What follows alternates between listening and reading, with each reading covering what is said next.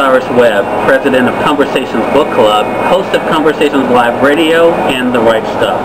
With my busy schedule, when I do eat, I need food that's going to fill me up but not weigh me down. That's why I come to Subway. And while I'm at Subway, I take that time to catch up on a good book. This month, I'm reading Leaving Johnny Behind by Anthony Pedriana. If you're looking for a great book that tells you where we've gone wrong with our education system and how we can help students excel in reading and also in English and their other subjects, Leaving Johnny Behind is just the right book for you. It's one of our Conversations Book Club Reader's Choice selections for this month, and we know if you pick it up, it will definitely be one of your favorites as well. To find out more information about the book and the author, go to www.leavingjohnnybehind.com. That's www.leavingjohnnybehind.com. We continue with part 4 of my conversation with best-selling authors Jerry Jenkins, Evie Rhodes, L.A. Banks, and Jewell Parker Rhodes as they discuss faith and literature. As a writer, this is a career for you. So your career is based on readers. How do you satisfy that craving of readers to get what they expect, and how do you balance that with being true to what you want to write? You know what, Cyrus? I have to say that it is not difficult for me because I am a person that I write what I feel. And I let my characters develop, and I let them do, and things happen as they should happen to me in the stories. And I find that many, many readers, they really appreciate that, and they pick up on that. I have readers that pick up on the spirituality of these stories so strongly that they point it out to me. You know what I'm saying? They begin to tell me different things about their own lives and faith and spirits and things that happened that generated because they read the book. And you made a very interesting parallel between a book like Crisscross and a book like The Forgotten Spirit.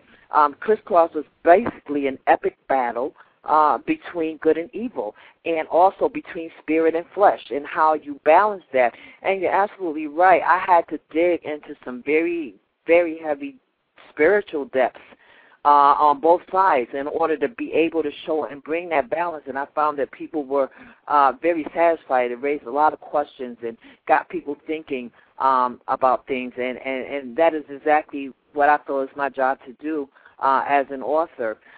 In The Forgotten Spirit, it gave me a chance to bring back a historical feeling of the major holiday in Christianity anyway of the year, but not just for Christianity, and just people and the love and the hope and the giving and the sharing, you know what I'm saying, of that time of the year. And so people were just, I've run into people with the book of The Forgotten Spirit that have told me, I've read this book like 5 times. I'm like, for someone to read the same story like so many different times, obviously there's something that they're getting there. So my balance is that I just stay true to what I feel, and I don't worry about balancing it or, if it's right for this person or wrong for that person or whatever. I just write from the heart of what I think should be there. I just let my spirit guide me, and it's been working. Okay. Jerry, the same question for you. I think some of the mixed reviews that I read from some people with the Jesus Chronicles, where you actually are taking, of course, accounts that are given by the Bible, but then also adding everyday events to them. Can you tell me how does that question apply to you? How do you balance writing what you want to write and also being able to satisfy your readers while being true to yourself? It's a tricky thing because, I have often said I wish I was smart enough to write a book that's hard to read, but I tend to write for myself and hope there's a lot of people like me. I'm intrigued by the Bible and Bible stories, and it's fun to write fiction based on the Gospels.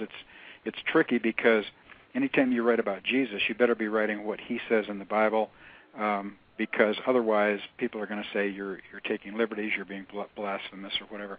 And so it's, I'm enjoying it. The problem with me is that the bar gets set higher each time, and people expect certain things, and I think a lot of people would love me to go back to, the prophetic type stuff. But I think it's fortunate that I do have this interest in everything I write. I think we have to write out of our passions.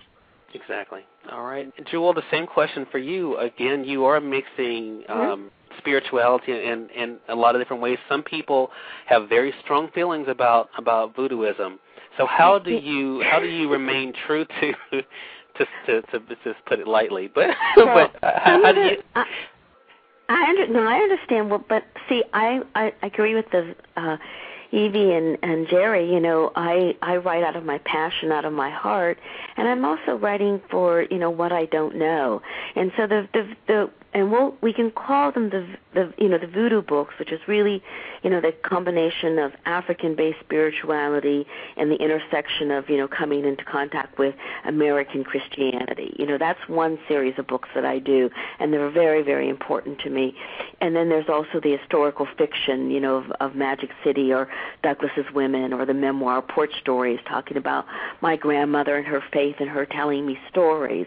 But if I had to, so I tell people that I'm not super prolific, okay? It took me a while, but I tell people, just go ahead and read my books, and if you don't like one, read another.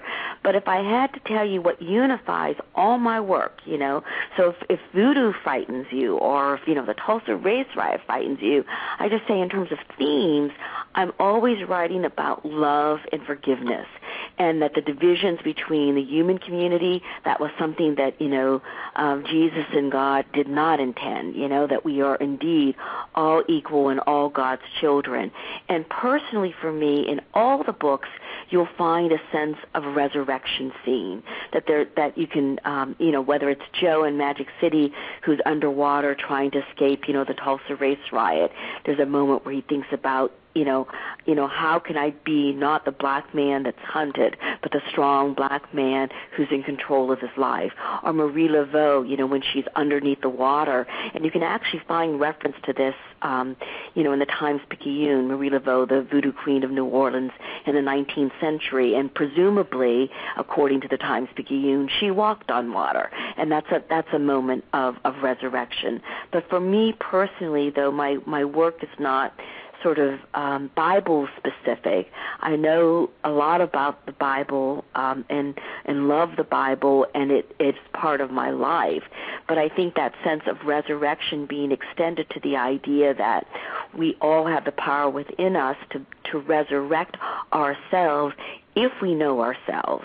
But knowing yourself includes a spiritual component, that you cannot resurrect and become a better person, a stronger person, without a sort of faith-based component.